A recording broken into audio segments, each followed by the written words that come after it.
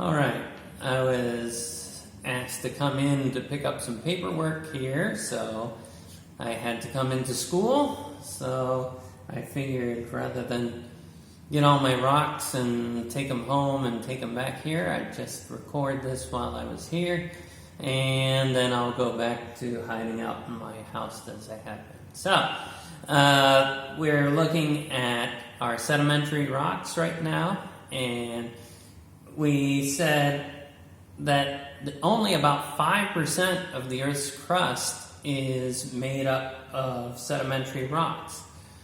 But a lot of geology is focused on sedimentary rocks. So why is that?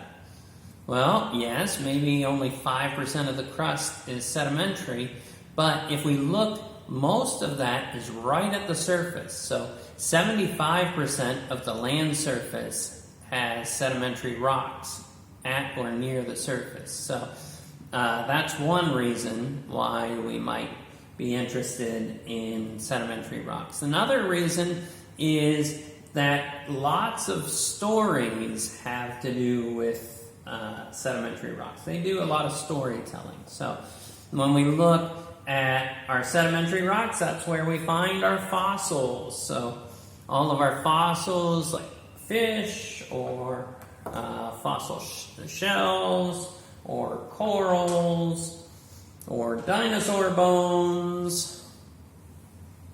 So all of our fossils are here in the sediments and in the sedimentary rock. So that's one reason. Another reason is fossil fuels. So fossil fuels is what drives a lot of geology research into finding fossil fuels. And those fossil fuels are only found in the sedimentary layers. Okay? And construction materials come from sediments and sedimentary rocks, sand and gravel and limestone. So a lot of the focus of geology is on sedimentary rocks. So let's see what we've got.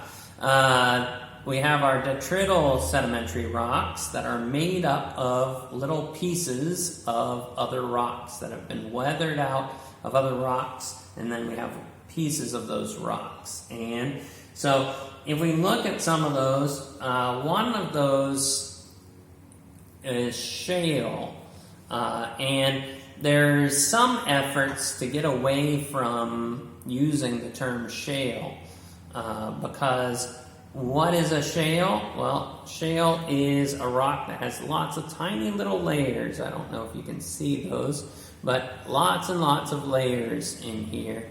And those layers have tend to kind of open up and break apart. So we call that shale. That's the characteristic that makes us call something shale. Now, there are efforts to start calling these either mudstone if there are clay-sized particles, or siltstone if the particles are a little bigger, not quite as big as sand, but bigger than those clay-sized particles. So mudstone and siltstone, they want to start using those more than the term shale, because the problem with shale is shale means that it breaks along these flat plains, but that only happens once the mudstone or siltstone has been uplifted and pressure's been taken off of it, and then it starts to expand, and then it can break along these flat plains like this. So, are we going to quickly stop calling things shale? I don't think so. This is a piece of Green River shale with these little fish in it, and I mean, it's known as Green River shale. To call it Green River siltstone doesn't sound right, and so it probably won't be real quick that everyone just shifts over. But maybe over time we'll make that shift. Okay, so that's shale with these small the smallest size particles that are clay or silt sized. Okay? And then we have our sandstones. So sandstones have sand-sized particles to them. That's why they're called sandstone. So we get sand that gets stuck together. Something has to cement it together in order for it to become sandstone rather than just sand. So we have sand, and lots of things can do that. We can have different cementing agents. We'll be looking at that a little bit more next class, what some of those agents are. But things like iron oxide can do it. We could even have calcite that comes in and sticks it together. Anything that comes in, water will come in and bring in other minerals that will be those cementing agents. Okay. One more thing that I might mention just at the moment here. If you can see this one here, this red colored rock, this is what this rock is like. But out here along the outsides, there was chemical weathering that pulled out a lot of this color, that changed the composition of this one. So when you look at it on the outside, there's very little resemblance to the rock that is on the inside. Maybe another example with this limestone here. The outside looks like this, but then once you look on the inside looks like this. So very different on the outside. So this is why usually geologists will carry a hammer with them so that you can whack at the rock and see a fresh, broken surface. See what this rock looks like on the inside. Okay. And so then these are sandstones with the sand-sized particles, and then we have ones that have even bigger particles in them. So we have conglomerates and breccias. So conglomerates will have bigger pebble-sized, bigger than sand-sized particles in them. So little pebbles that you can see in them, or sometimes very big pebbles or very big rocks that you can see inside. So we can see that there were these different large particles that got stuck in with the sand. And then breccias will be if they're very angular rather than these rounded pebbles in the conglomerate. Breccias have very angular pieces embedded in them. Breccias will tell us that these pieces didn't get transported very far because it doesn't take much rolling around in a stream or river to get angular rocks to become rounded rocks like these. So these must have broken off and been transported just a very short way before they became lithified, became stuck together as a new rock there. Okay? So those are our detrital sedimentary rocks, our mudstones, siltstones, which together we often call shale, and sandstones with the sand-sized particles, and then conglomerates and breccias with the large-sized particles in them. Okay? Then we also have our chemical sedimentary rocks, things like limestone. So here I have a piece of limestone, and this limestone, most of our limestone was formed from organic means, but some of it forms by other means.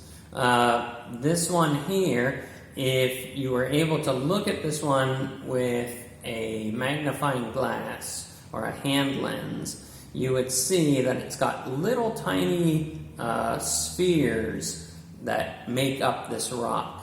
And so this one's called oolitic limestone with little ooids inside. Those little spheres we call ooids. And so this is some water that had lots of calcite or lime dissolved in it, was evaporating away, and as that happened, then the limestone was precipitating out of the solution. And then as things moved around, we get these smooth spheres that form like this. So this would be an inorganic. Again, this is what the outside of this rock looked like before I whacked it with a hammer. And then on the inside here, we see those ooids inside. Okay? And then in caves would be another place. Cave formations, the dripstone that forms the stalagmites and stalactites and flowstone dams. Those would also be inorganic chemical sedimentary rock. Okay? A couple other special ones. This one is called coquina. This one is shells and sand that got cemented together. And so this one, I just happened to know that this had a special name in geology. And when I visited relatives in Florida once, I saw this on the beach and I said, "Oh, I know the name of that. So maybe I should pick that up and take it with me." So this one is coquina. Another kind of chemical sedimentary rock would be chert. So chert will form in lots of different ways. Geologists say that they don't really know how chert forms, but it's fairly common. Oftentimes we see this chert form as nodules. So like this piece here, there was limestone all around here, and probably something, maybe an animal or a plant, got embedded inside of this limestone. As water came through, some of those, whatever this was, it got transported away, and we ended up with a hole here. And so we'll call this one a nodule. And this is a nodule of chert. This one is very dark colored, if you can see the rock itself. And this one is also very, very sharp. So this one we'll call flint. And this one would be easy to make a knife blade out of, or arrowheads out of it. This one, as a matter of fact, once I told a student that this one was sharp and to be careful of it while passing it around the room, and they decided to try it out and see if it really was sharp and slice their finger open with it. So, this one as well. And also jasper if it's red colored. And we also have agate. We've got a little piece of agate here. All of those are the chemical sedimentary rock chert in different forms. Okay? And then we have evaporates. So we have stones that form from layers of some kind of salt that was in water. As that water evaporated away, a big sea sometimes evaporates away to nothing, and then we get these evaporates.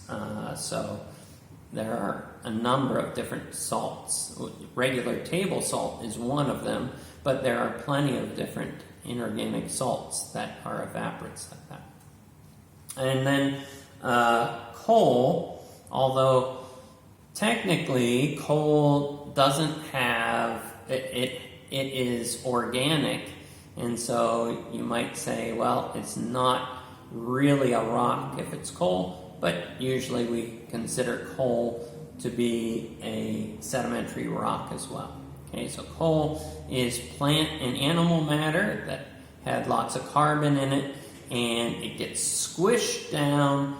The water part of it gets pushed out under pressure, and then we get the carbon portion of it concentrated there. So we have these carbon compounds all pressed together there. Okay, and so that one is important for energy. Good.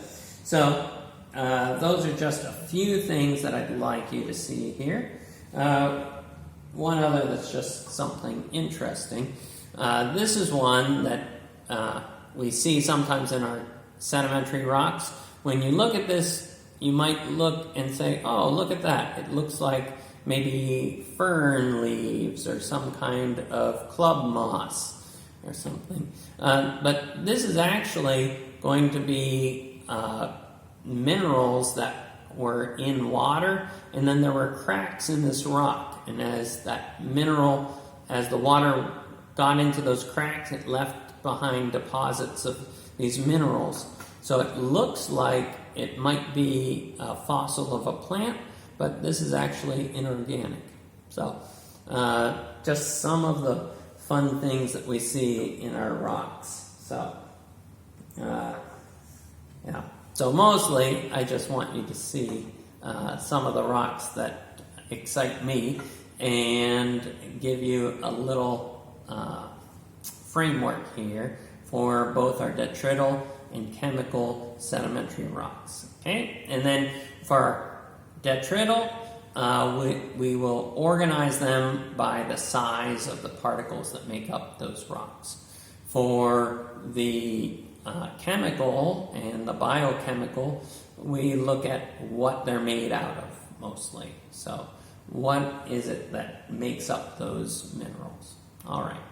So hopefully that's helpful, and you can check out the assignments that I have for you here, and I'll just say have a good day.